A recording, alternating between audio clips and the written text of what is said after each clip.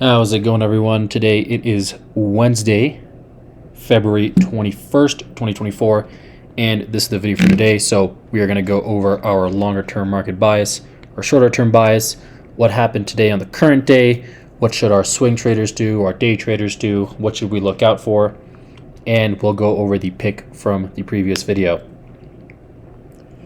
So sorry this came out after the market closed, well after. Busy day at work. Couldn't get quite to it, but as you can see, you didn't miss much, and this was a good day to not trade. So on a longer term basis, our fundamental drivers are still in place. Our technical price action is still in place. Nothing has changed there. Very strong move on the D1 chart. Our inflation is coming down. It was a little bit hot, but still coming down, although it is slower, coming down slowly. Our FOMC rates have been adjusted, so I believe the market is now pricing in a rate cut probably at the end of Q2 in June. There's still some pricing happening for the May meeting, but it is pretty low for our March meeting.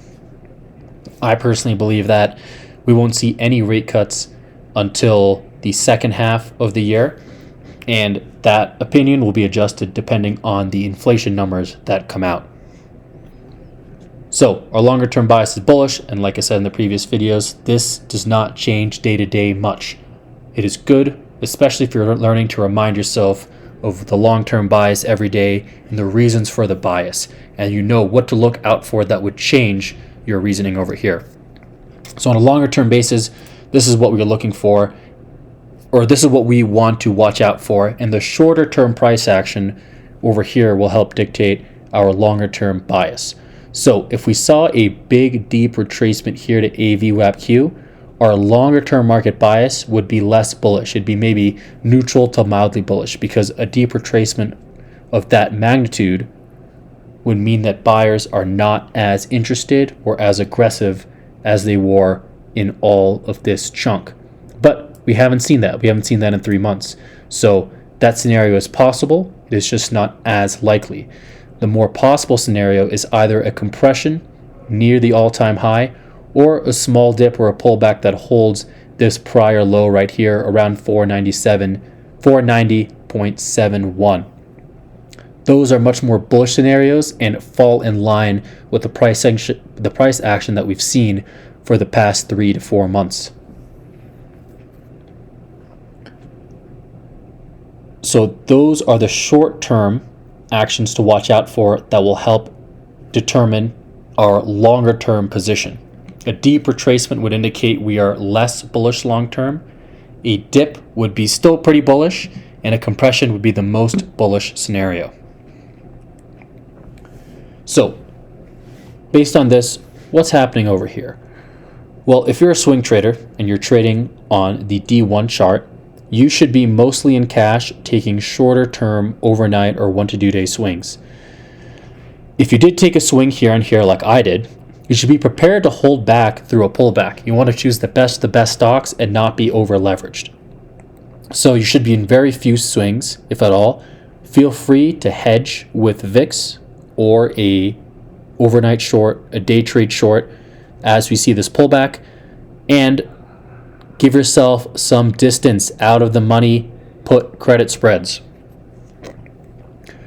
on the notion that the market may have to digest some of the news, some of the gains that we are seeing over here. So that's how I've structured most of my portfolio. Let's zoom in to what's happening on a shorter term context the past few days. You can see that we had this double top on SPY. We had some selling today.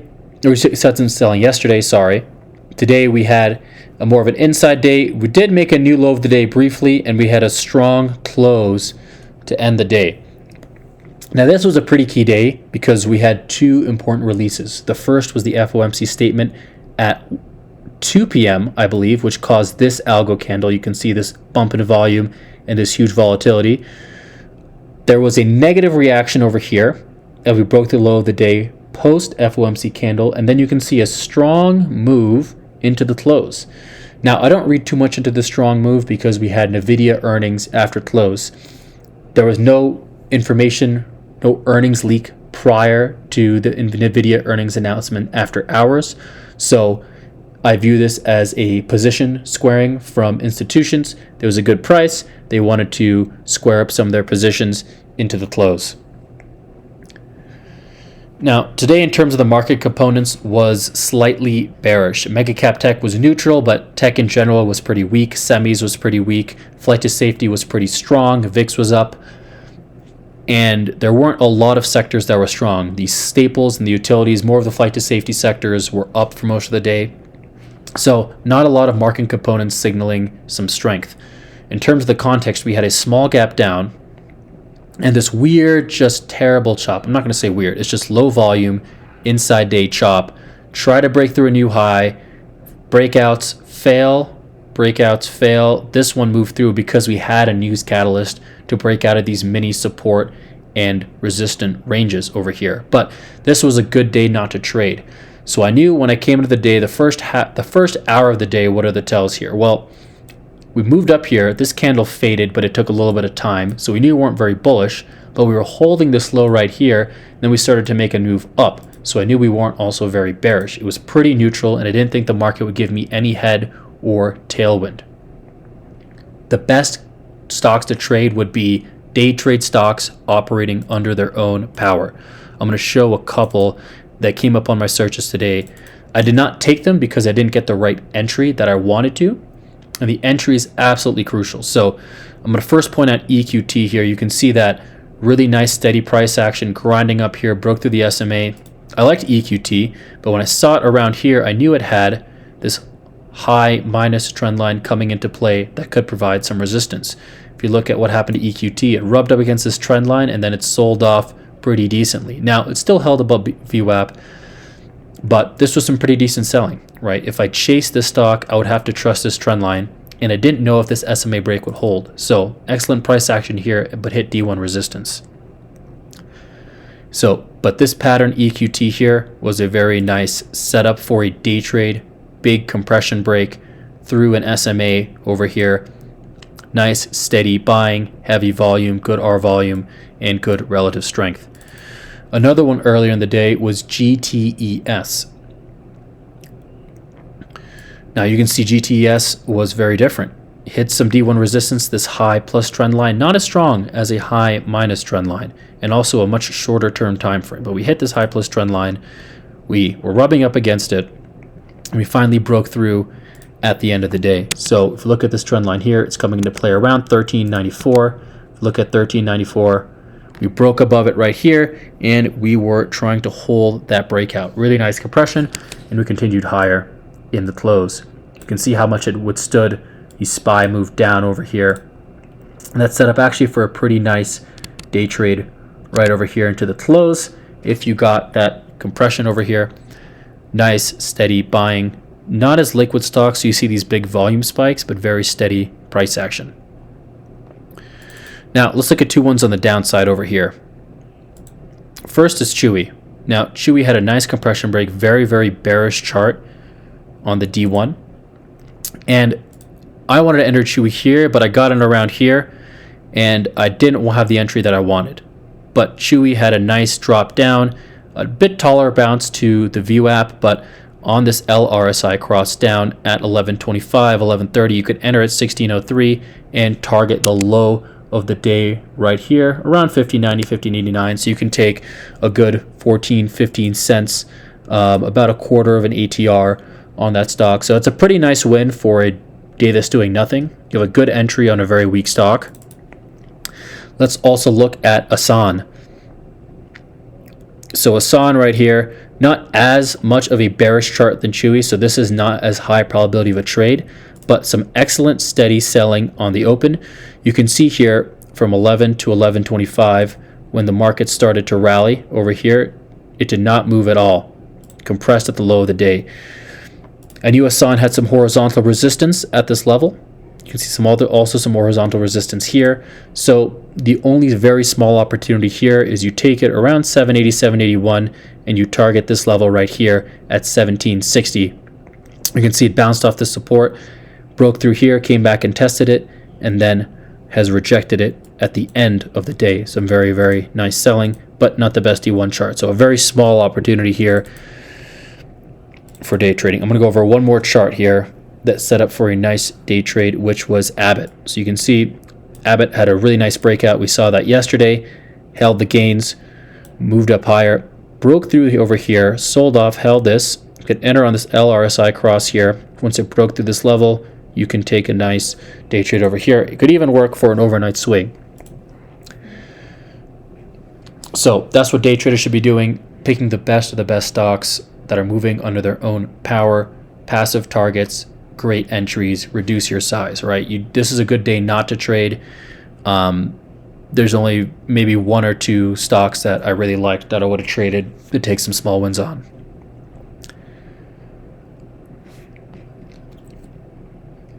If you're a swing trader, you would have not put on any positions today based on the Nvidia opening and what the market was doing all day. We were not able to advance the prior day high. We're still digesting some of the supply. So you have to wait for your entry point. Now let's review our last pick, which was LSPD. So we're taking a very short position in LSPD if you had to short. And when I brought out the video over here, let's say LSPD was around this 1355, 1353 level. So let's call it 1353. Now, given the ATR of the stock, go for half an ATR move on an overnight swing. You know it's very, very bearish.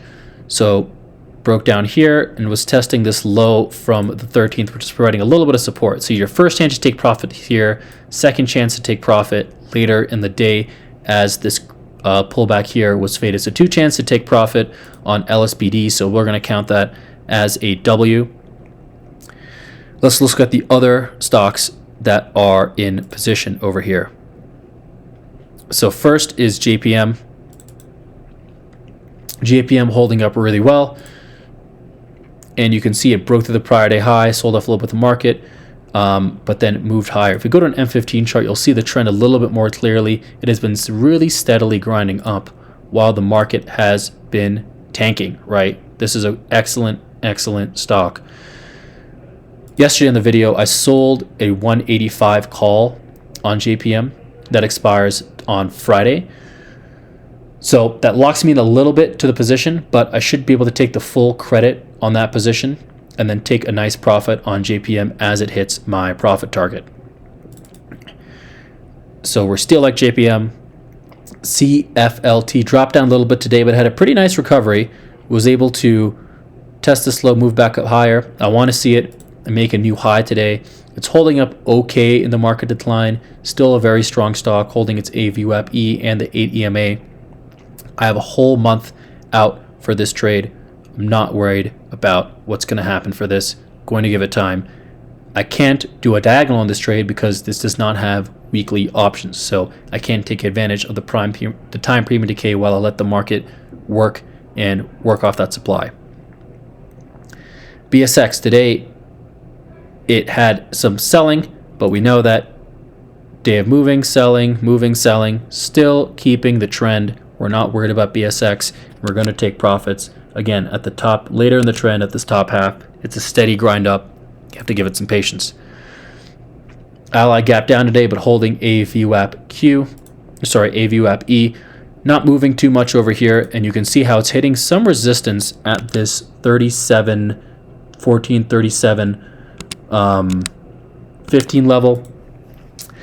Based on that and how it can't get out of this range on this gap fill, my plan is to take profits on this next test, take a small loss on this next test at 13.15. So we would end up taking a 40 cents loss on the stock as it didn't do what it wanted. Still looks technically good, but you have to see what the price action is dictating to you. It's doing pretty weak. The market may have some time to work off. We don't want to be babysitting this position. Technically still valid, but I think it's justifiable to take the smaller loss here and focus your time elsewhere. If you're doing one share, you can feel free to hold it pretty much until there's a technical breakout. If you are limited on buying power and you have options with time premium and expiration occurring, maybe you bought it 1 month out this week. you would have taken profits right around this technical level over here.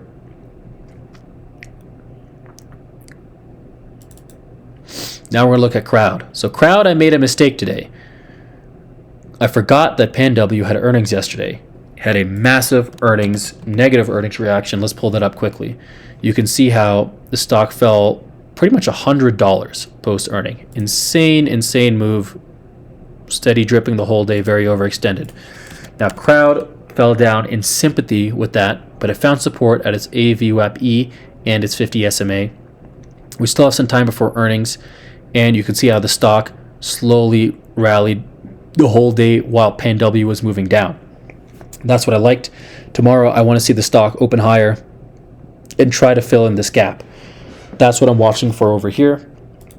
It's also pretty far extended from the EMA, and it's a very bullish chart overall. So I don't know if I can still win this trade. It is down pretty significantly, but I do anticipate taking a smaller loss on the trade. So we'll see what the price action dictates. We'll see how it does on this gap and also this D1 resistance over here. Those are levels I'll be watching for on crowd, and that's actually where I'll be setting some alerts on this stock.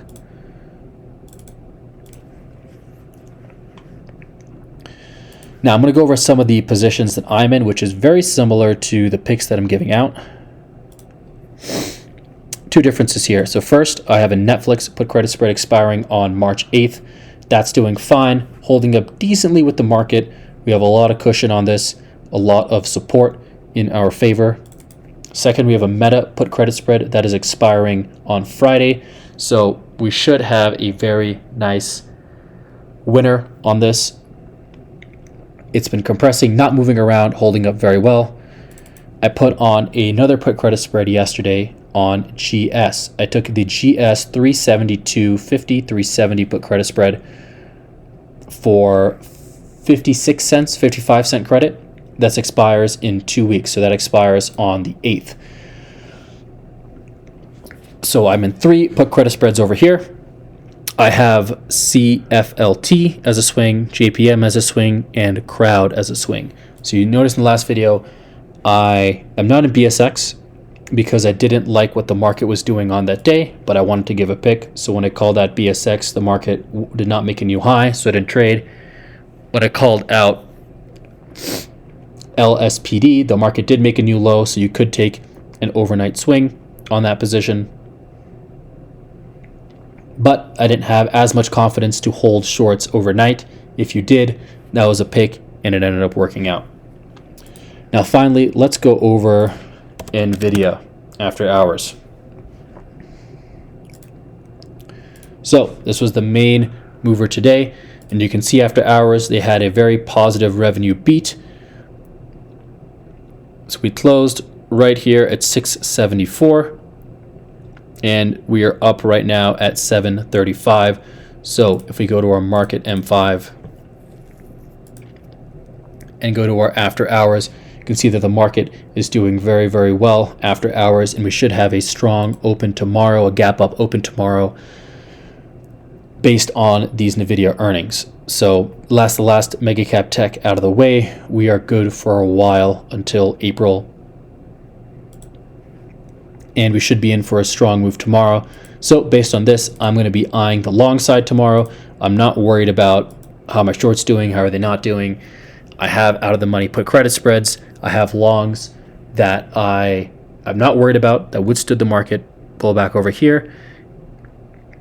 And I want to look for some nice opportunities tomorrow to see if that gap up holds, if we can day trade, or at the very least enter some short-term bullish swings. That's it for the video, guys, and I will catch you all tomorrow. No pick for today because I did not want to do any picks given the NVIDIA earnings coming out. You could do a time spread. Some people did a QQQ straddle in the chat. I don't know how to do those, so I'm not doing them.